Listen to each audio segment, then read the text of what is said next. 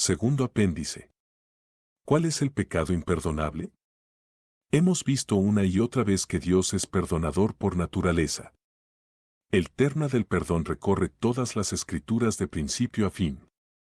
Incluso mientras Moisés descendía del monte Sinaí con las tablas de la ley, Dios hizo énfasis en su disposición a perdonar, y pasando Jehová por delante de él, proclamó, Jehová, y Jehová. Fuerte, misericordioso y piadoso, tardo para la ira, y grande en misericordia y verdad, que guarda misericordia a millares, que perdona la iniquidad, la rebelión y el pecado. Ex. 34, 6-7.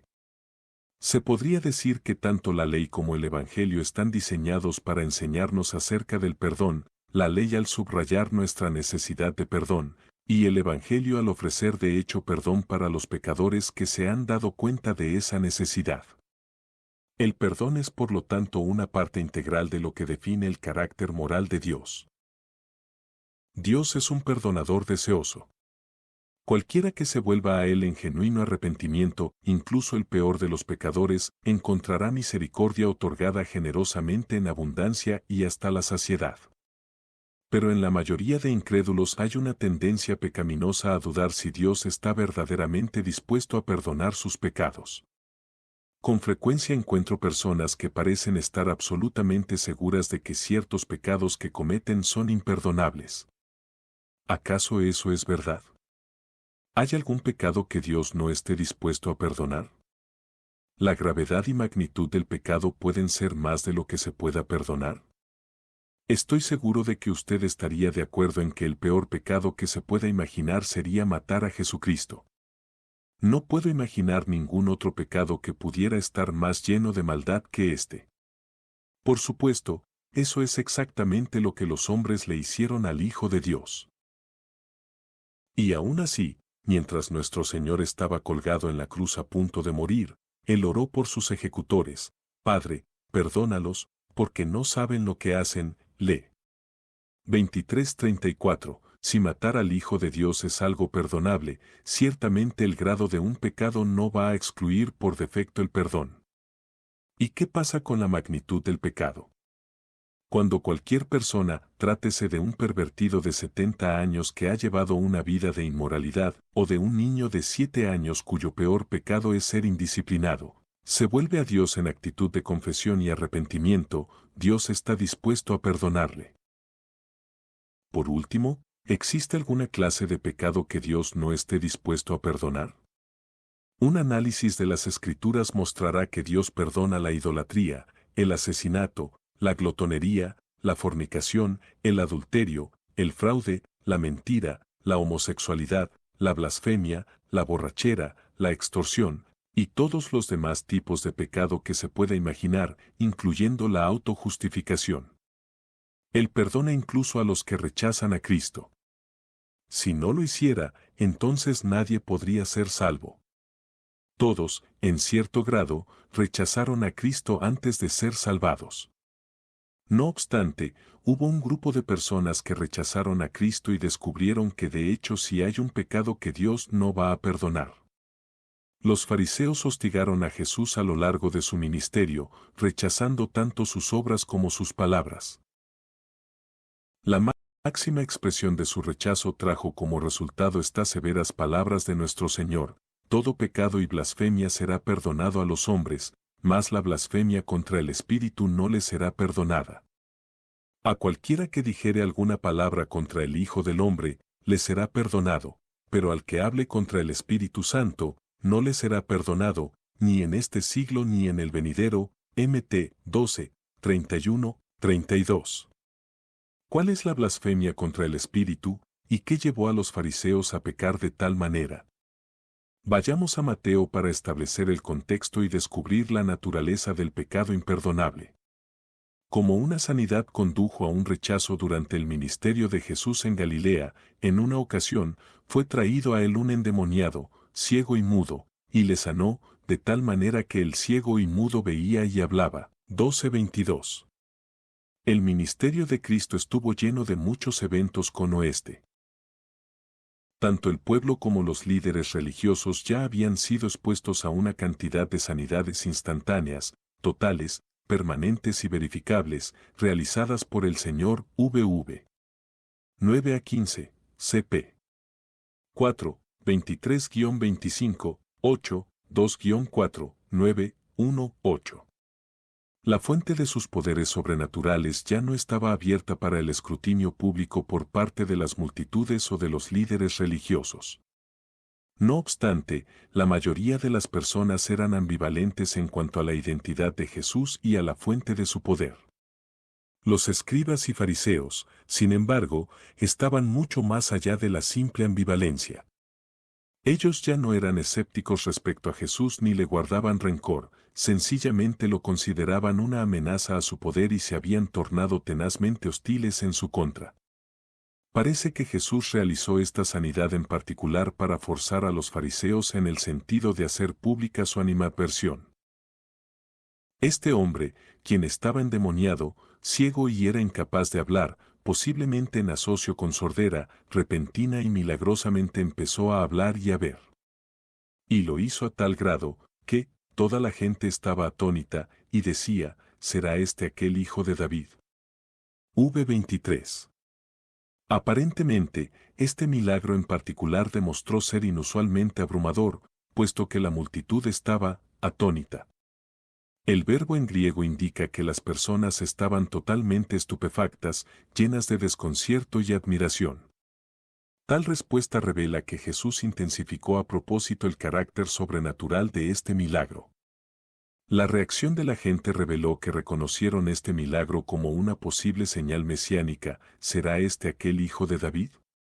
La expresión, hijo de David, era uno de los muchos títulos de las Escrituras para el Mesías, 2S7, 12-16, Sal, 89, 3, TS. 9, 6-7. El hecho de que las personas estuvieran considerando seriamente la posibilidad de que Jesús fuera el Mesías colocó a los fariseos bajo una intensa presión para desautorizar tal noción. La epítome del rechazo en su afán por contrarrestar la reacción de las multitudes, los fariseos cayeron ingenuamente en la trampa que Jesús les había puesto, mas los fariseos, al oírlo, decían, «Este no echa fuera a los demonios sino por Belcebú, príncipe de los demonios, V24».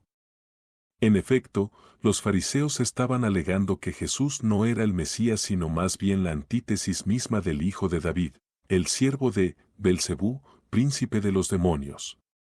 Belcebú era la deidad pagana que se consideraba como el jefe de los demonios, Satanás mismo. Los fariseos se habían metido en una situación espinosa. El poder de Jesús era obviamente sobrenatural, y solamente podía provenir de dos únicas fuentes posibles, Dios o Satanás.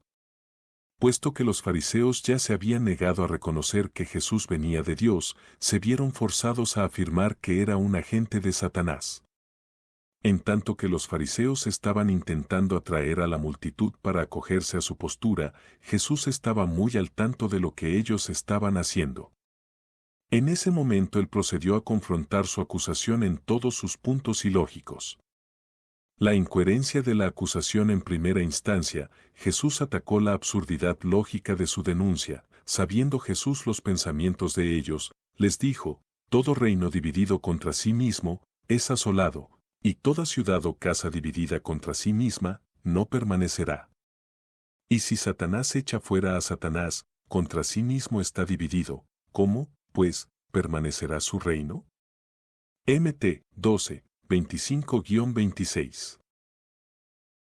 Es lógico que cualquier reino, ciudad o casa que está dividido contra sí mismo se autodestruiría. Lo mismo sería cierto en el mundo espiritual.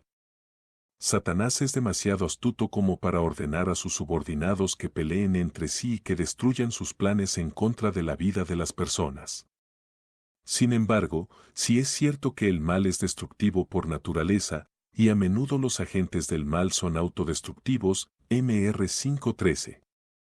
Las fuerzas demoníacas pueden pelear entre sí ocasionalmente. Pero las fuerzas satánicas nunca librarían una guerra como tal entre ellas. Era absurdo acusar a Jesús de echar fuera demonios por el poder de Satanás.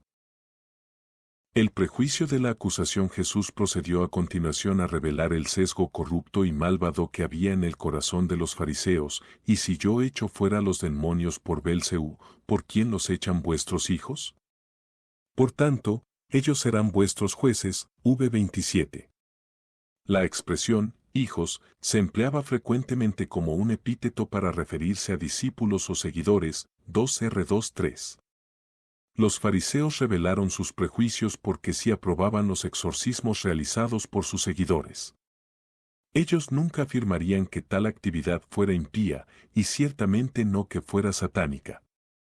Pero cuando Jesús expulsaba demonios y todo tipo de enfermedad, ellos atribuían sus obras a Satanás. La razón básica por la que las personas rechazan a Cristo no es la falta de evidencia sino las inclinaciones personales sesgadas. Los que están metidos hasta el cuello en sus malas obras evitan a cualquier costo verse expuestos a la rectitud y justicia de Cristo. Los fariseos representan a todos los hijos de la oscuridad que no pueden ni están dispuestos a tolerar su luz. JN 3:19. En lugar de eso, buscan maneras de justificar su propia maldad y destruyen a cualquiera que se atreva a descubrirlos. Puesto que los fariseos respaldaban los exorcismos de sus seguidores, Jesús tenía justificación para sugerir que esos mismos seguidores juzgaran la lógica de la acusación de los fariseos en contra de Cristo. ¿Quién era la fuente de los exorcismos de esos hijos? Si era Satanás, se condenarían a sí mismos y a cualquier otro de los líderes religiosos que los avalaban. Si era Dios, eso refutaría la acusación de los fariseos contra Jesús. El carácter rebelde de la acusación. La tercera y básica razón tras la acusación de los fariseos era su rebelión contra Dios, la cual Jesús dejó expuesta de la siguiente forma: pero si yo por el Espíritu de Dios echo fuera los demonios, ciertamente ha llegado a vosotros el reino de Dios. Porque ¿cómo puede alguno entrar en la casa del hombre fuerte y saquear sus bienes si primero no le ata? Y entonces podrá saquear su casa. El que no es conmigo, contra mí es, y el que conmigo no recoge, desparrama. 12, 28 a 30. La única posibilidad que quedaba era que Jesús realizaba sus milagros por el poder de Dios, y entonces él tenía que ser el Mesías. Cualquier judío familiarizado con las Escrituras sabía que todos los milagros que Jesús realizó, los cuales acompañarían al Mesías en su venida, ya habían sido profetizados. Is. 29 horas y 18 minutos. 35, 5-6.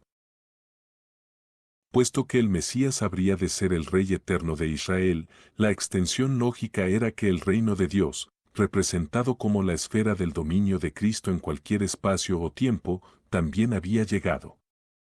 La prueba de la afirmación de Jesús se encontraba en todos los milagros que él realizó. Él utilizó la imagen de un ladrón que entra a la casa de un hombre fuerte. Un ladrón no podría empezar a sacar el botín a no ser que atara primero al hombre fuerte. De la misma manera, Jesús no podía expulsar a los demonios de Satanás a menos que ya le hubiera atado. Y solamente Dios podía entrar a la casa de Satanás, atarlo con éxito y llevarse sus pertenencias. Únicamente Dios podía tener tal poder y autoridad. Después Jesús estableció cuál era la relación de los fariseos con él. Si ellos no estaban con él, estaban en su contra. Esas son las únicas dos relaciones posibles, no puede haber un terreno neutral. La acusación de los fariseos demostró que su rebelión y su postura los constituía enemigos de Dios. Examinando el pecado imperdonable que tan lejos pueden llegar los hombres pecando para perder la oportunidad de ser salvos, es la base para lo que Jesús le dijo luego a los fariseos: todo pecado y blasfemia será perdonado a los hombres, mas la blasfemia contra el Espíritu no le será perdonada. A cualquiera que dijere alguna palabra contra el Hijo del Hombre, le será perdonado, pero al que hable contra el Espíritu Santo, no le será perdonado, ni en este siglo ni en el venidero. Mt. 12, 31, 32. La blasfemia es una forma de pecado, pero aquí Jesús trata ambas cosas por separado, haciendo énfasis en la blasfemia como la forma más extrema de pecado. Jesús emplea la palabra pecado para describir todos los pensamientos y acciones impías, y emplea blasfemia para representar toda condenación y rechazo conscientes de Dios. Los que blasfeman a Dios son culpables de difamarlo y hacer mofa de él, cp. Mr. 2:7. El castigo por ello en el Antiguo Testamento era la muerte por apedreamiento, LV 24:16. Sin embargo, Jesús dice incluso que Dios está dispuesto a perdonar la blasfemia cuando la persona lo confiesa y se arrepiente. El apóstol Pablo experimentó tal perdón, habiendo yo sido antes blasfemo, perseguidor e injuriador, mas fui recibido a misericordia porque lo hice por ignorancia, en incredulidad. Pero la gracia de nuestro Señor fue más abundante con la fe y el amor que es en Cristo Jesús. 1 Ti 1, 13, 14. Pedro blasfemó a Cristo, Mr. 14, 71, pero el Señor le perdonó y restauró. Cualquier creyente puede blasfemar, ya que cualquier pensamiento o palabra que ofenda el nombre del Señor es blasfemia. Aún la blasfemia contra Jesús será perdonada, a cualquiera que dijere alguna palabra contra el Hijo del Hombre, le será perdonado. Mt 12:32. Aquí, Hijo del Hombre, se refiere a la humanidad del Señor, y por ende a su vida sobre la tierra en su encarnación. Si las personas juzgan mal a Jesús y pecan contra él porque todavía no han sido expuestos completamente a la evidencia de su deidad, el perdón todavía es posible si creen una vez que hayan recibido un conocimiento pleno. Y la conversión de Pablo es ciertamente una prueba de ello. Antes de su salvación, él lo hizo, por ignorancia, en incredulidad. 1 Ti 1:13. Sin embargo, existe una forma de blasfemia que Dios no va a perdonar, y es la blasfemia contra el Espíritu. Mi 12, 31, 32. Esto consiste en un rechazo deliberado de Cristo a la luz plena del testimonio dado por el Espíritu Santo. Estos hombres habían desatendido la convicción que el Espíritu había puesto en ellos de que las afirmaciones de Cristo eran verdaderas, y le rechazaron por razones políticas. JN 11, 47-48. Cuando las personas han sido expuestas a la evidencia que demuestra la fuente de todas las palabras y obras del Señor, y persisten en su rechazo de Jesús como el Mesías, están más allá del alcance del perdón y permanecen en su incredulidad. Para cualquiera de nosotros que conocemos y amamos al Señor es inconcebible entender cómo una persona a la que se le haya dado tal revelación tan plena, pudiera rechazarlo y condenarle. Los que se niegan a creer en Cristo pierden para siempre la oportunidad de que esto les sea perdonado, ni en este siglo ni en el venidero. Mt 12:32. Este siglo se refiere a toda la historia humana y el venidero se aplica a la eternidad. El perdón queda para siempre fuera del alcance de aquellos que blasfeman contra el Espíritu Santo.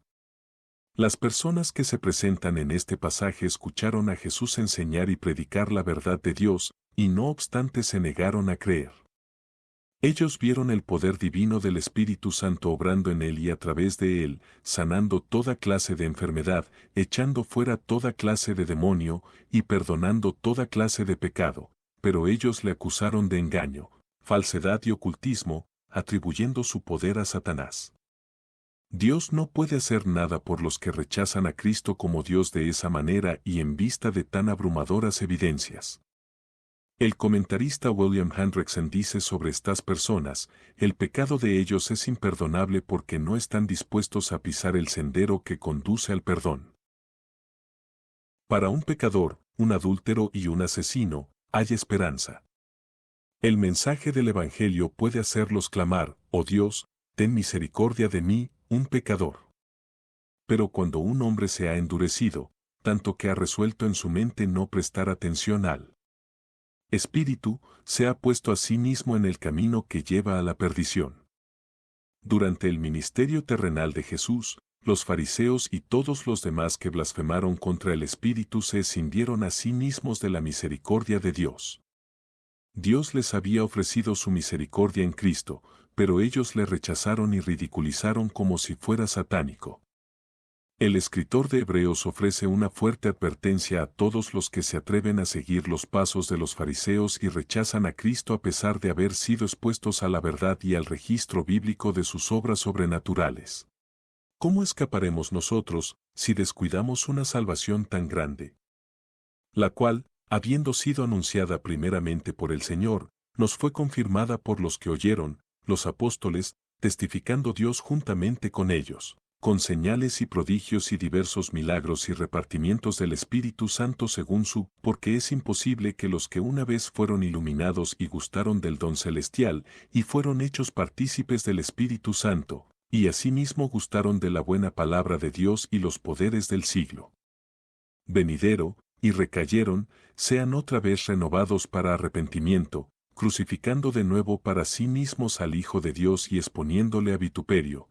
2, 3-4, 6. 4-6 En una acción que tuvo lugar en el Atlántico Norte durante la Segunda Guerra Mundial, un buque de la Fuerza Naval norteamericana se vio envuelto en una batalla en una noche particularmente oscura. En medio de la batalla, uno de los portaaviones quedó expuesto al ataque del enemigo, así que se ordenó un apagón. Pero había 6 aviones que regresaban al navío de una misión y no podían aterrizar sin las luces de la pista. Su solicitud de que la nave encendiera las luces solo el tiempo necesario para que pudieran aterrizar fue negada porque hacerlo pondría en peligro las vidas de miles de hombres. Cuando se acabó el combustible de las aeronaves, los pilotos se vieron forzados a hundirse en el agua congelada, y todos los tripulantes de esos 6 aviones murieron. Dios también llega a un punto en que apaga las luces, y la oportunidad de salvación se va para siempre. Aquel que rechace la luz plena de la salvación no tendrá más luz. Ya ha perdido para siempre su oportunidad de recibir perdón.